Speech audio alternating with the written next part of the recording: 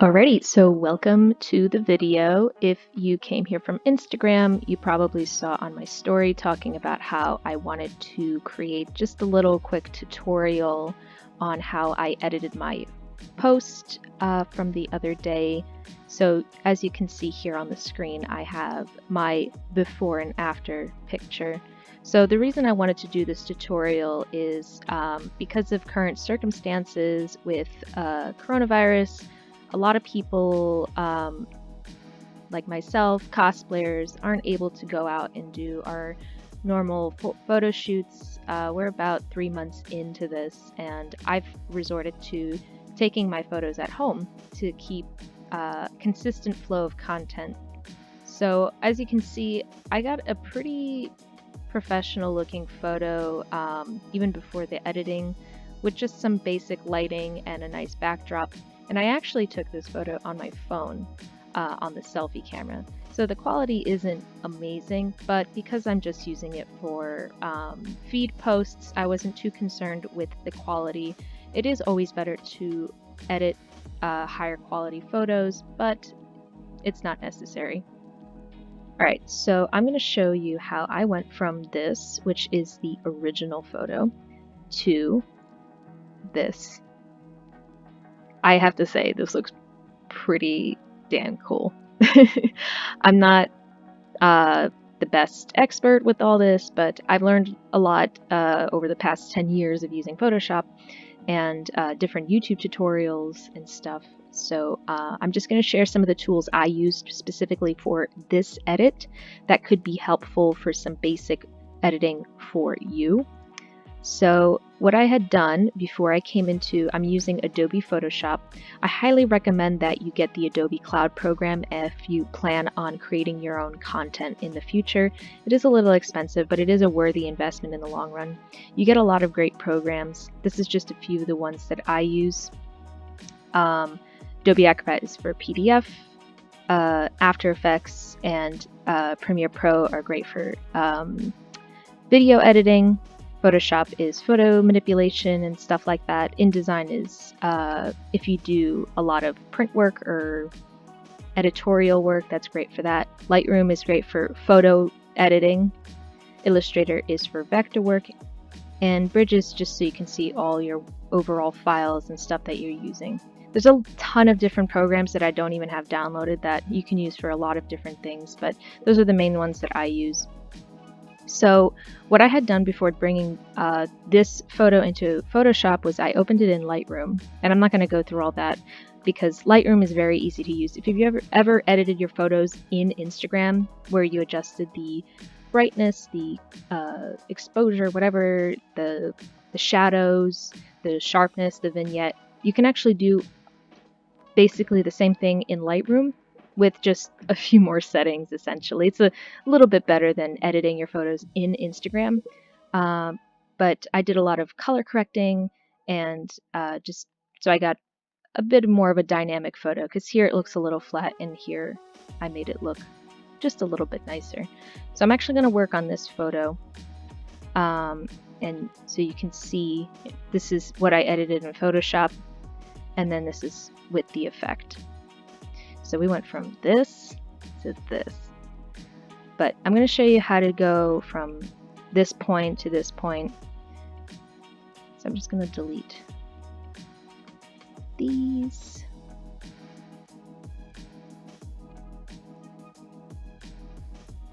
Actually, I'll leave this open for reference, but we're going to work on this one. Alright, so the first thing that I had done when I opened in Photoshop, I was like, I want the background to be a little bit more seamless because there's a lot of pink here and a lot of gray here. So the first thing I did was I'm going to unlock this so I can actually work on it. So here it says layer 0. And what I'm going to do is I'm going to make a copy of it because I'm going to be directly editing the photo, but I want to make sure I have a copy in case I mess up. You also can do layers, which is a great non-destructive way of editing your photos, but there are certain things you can't do on a blank or transparent layer, so I just like to work directly on the photo. So what I'm going to do is I'm going to select the brush tool, and I'm going to make sure it's big enough. Also, you can use the brackets on your keyboard to enlarge or decrease the size. And then I am going to get my eyedropper tool. This is a color picking tool. So I'm going to click here, and you can see now my foreground color is the pink. I'm going to go back to the brush tool if I can find it. There it is. So this is called the blend mode. Now it's usually set to normal. What happens is it just paints over everything. We don't want that. So I'm going to go and change this to color. And this way, anything it goes over, it turns pink. So we're going to delete that. Delete. Thank you. And I'm going to turn the opacity down because I want the background to be pink, but I don't want it to be too intense. So I'm going to set it to like 15.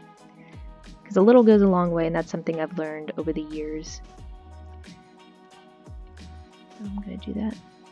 I'm not too concerned about getting the pink on myself. You can use what's called either the lasso tool or the magic selection tool. It's not that effective right now, but it's a lot of work to go in and select that, and that's a whole another tutorial for another time on how to select objects or images or something within an image and then keep it from getting destroyed or edited.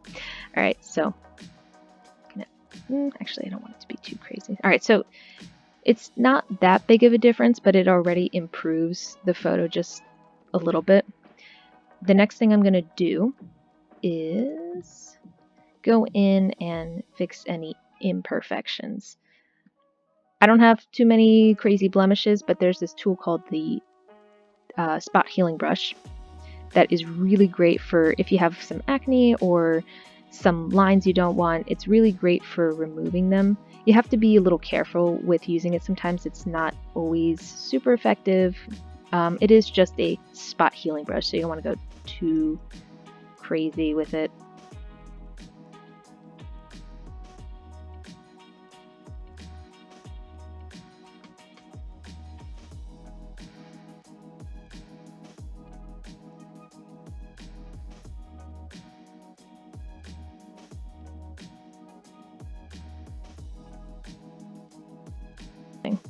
All right, I'm not going to go too crazy. That. Actually, you know what I'm going to do? I don't really like this white that's visible, so I'm going to go back in with the brush tool. I'm going to select my color picker, or actually, I'm just going to do this. Make sure it's set to color. We'll bring that way down. Actually, I'm going to have to do this on normal because this is white. It's not going to get affected when I have the blend mode set to color. So I'm just going to have it on normal. I want to be careful too. I want to go too overboard.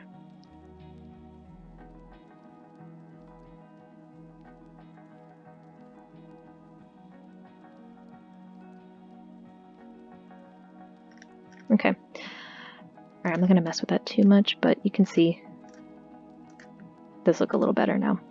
Okay. All right, so the next thing I'm going to do is I'm going to smooth my face a little bit, or airbrush it. So what I'm going to do first is create another copy of the current layer I'm working on, and I'm going to change this to smoothness. Don't know if I spelled that right.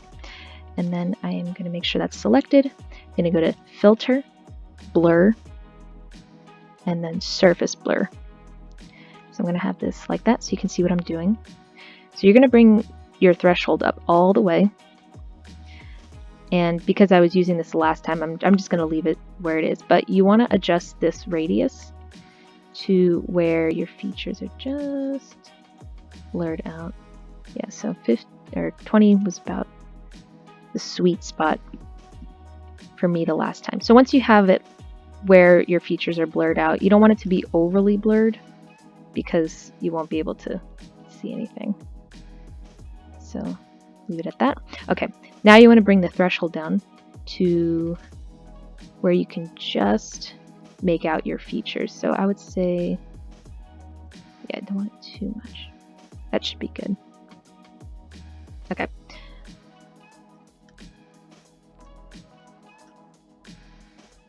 Click OK. All right. Now I'm going to make another copy of the original layer. I'm going to change this to details. We're going to go to filter. And what I'm going to do now is I'm going to bring the details of my face back in. So we're going to go to other,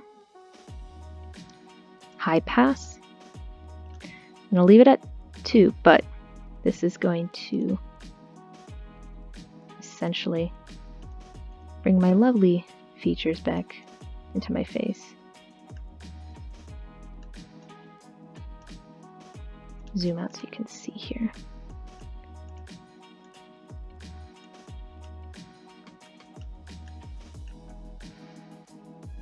Okay.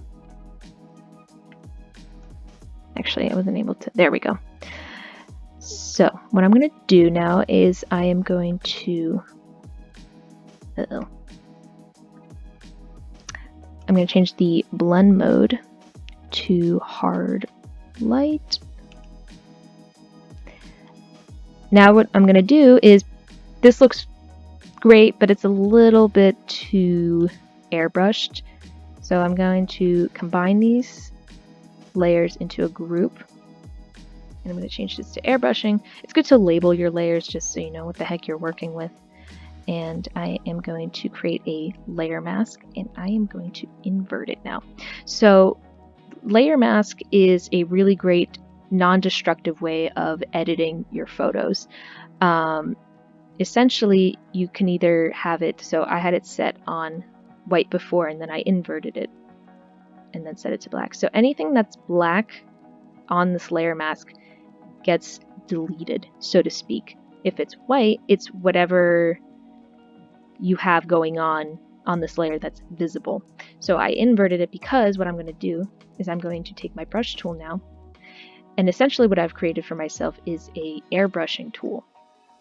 So bring up the size just a little bit, and I don't want this airbrush effect to be too intense, because if I bump this up to 100% opacity and I go over, oh, I have it set to black, that's why. Set it to white because I want to bring back those features. You can see as I draw on this, you can see right here there's white, and wherever there's white, the layer is becoming visible. So I'm going to undo that. I'm going to bring the opacity down to like 50%ish and start airbrushing myself here.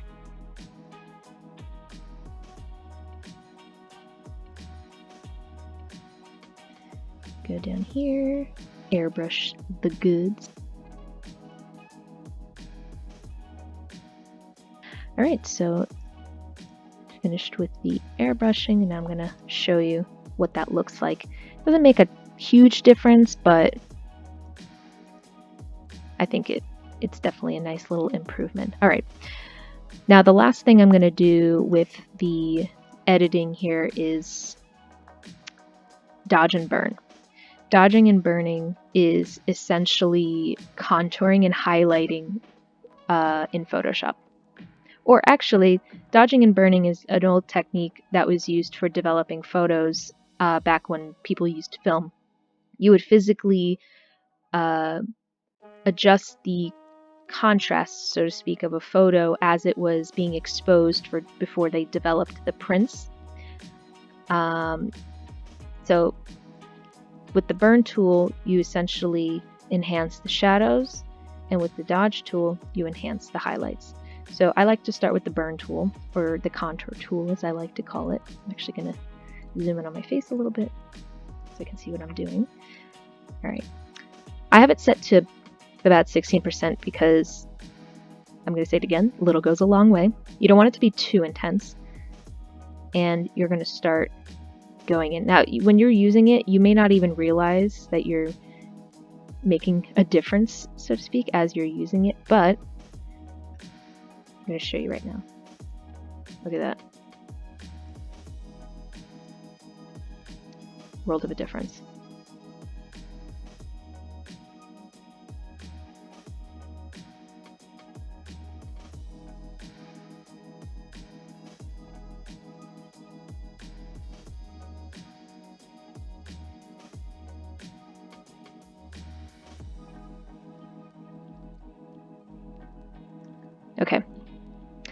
So this is what the burn tool does. So much better. All right, now let's go in with the dodge tool. I don't ever go too crazy with the dodge tool because I'm already pretty pale, but it's really great for enhancing highlights. So I'm going to go ahead and do that.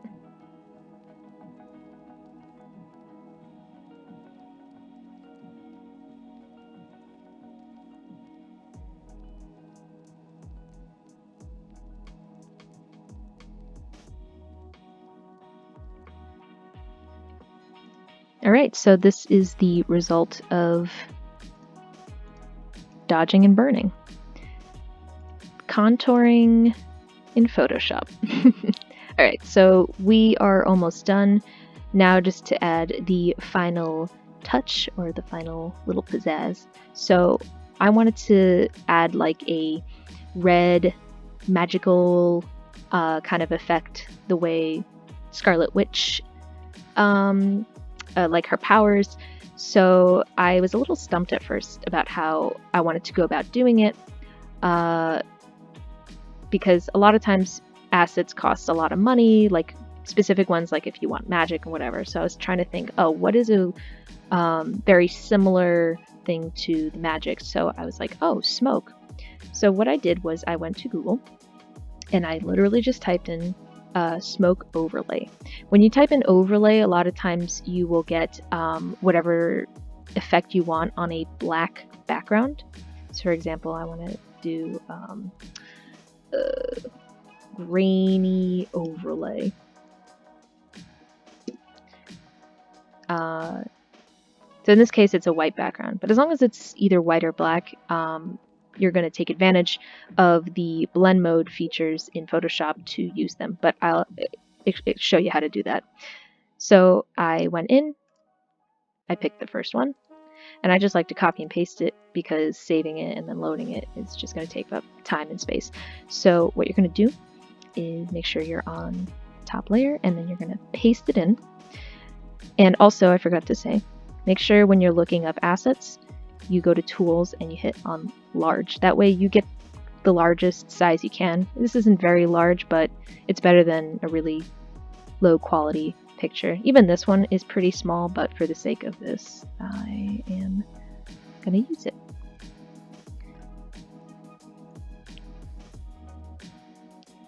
So I'm just going to size it the way I want. I'm gonna go a little bigger, bring it down to about there, just a little bit smaller. Okay. All right, so I got it to about the position I want.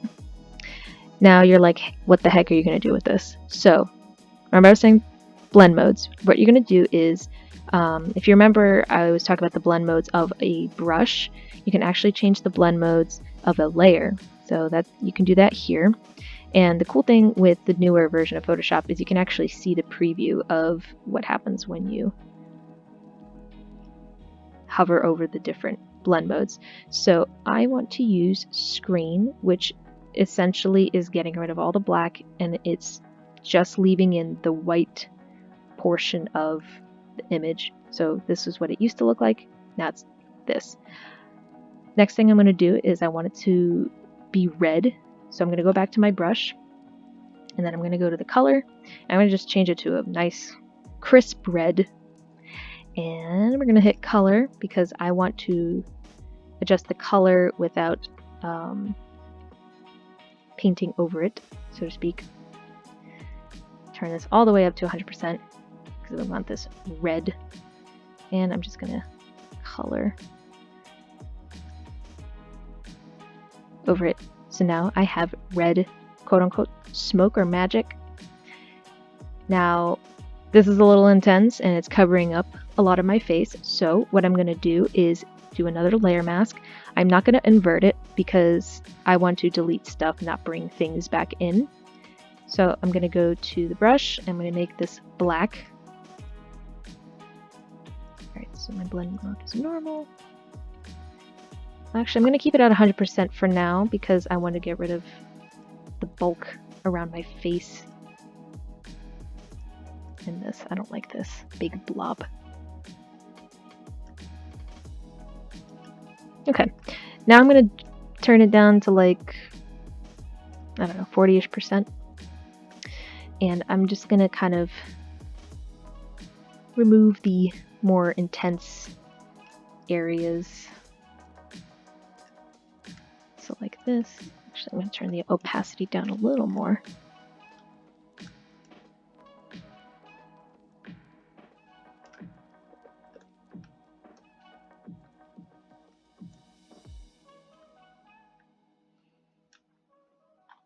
All right, so yeah, leaving some of it in the foreground of the image in front of me really kind of makes it look like it's wrapping around me. It doesn't look exactly like my original because I really tweaked with adjusting where the position of the smoke was. I would use my lasso tool and literally just go over that, make sure it's left on this, and I would start like moving it around just to fill in the space or expanding it.